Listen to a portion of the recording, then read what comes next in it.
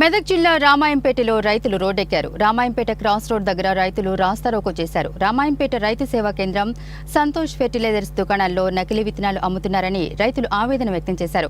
నకిలీ విత్తనాల వల్ల లక్షల రూపాయలు నష్టపోయామని ఆర్టీఓ, తహసీల్దార్కు ఫిర్యాదు చేసినా పట్టించుకోలేదని రైతులు ఆగ్రహం వ్యక్తం చేశారు. ఈ షాప్ లైసెన్సులు వెంటనే రద్దు చేయాలని శాలిపేట నుంచి వచ్చిన రైతులు డిమాండ్ చేశారు. సూపరమన్ రైతు వందనాలను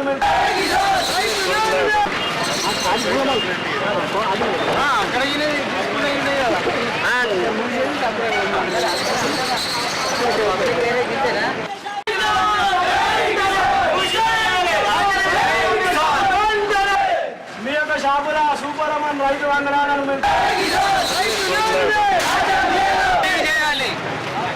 నకిలీ విత్తనాలు మీ షాపులలో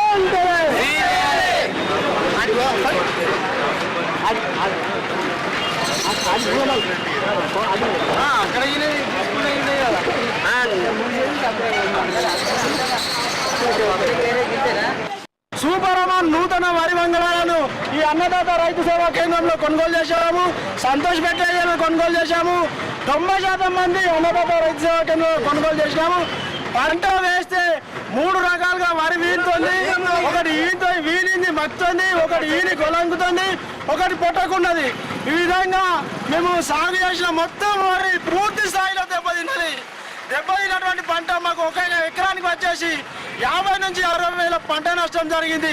మా యొక్క పంట నష్టం వివరాలు చూస్తానికి రమ్మని వరి రైతు సేవా కేంద్ర వాళ్ళకి చెప్పినా, పటువారికి చెప్పినా, ఎంఆర్ఓకి చెప్పినా రైతుల పట్టి తిరిగి పాపాన ఏ ఒక్కరూ ప్రయత్నం చేయలేదు.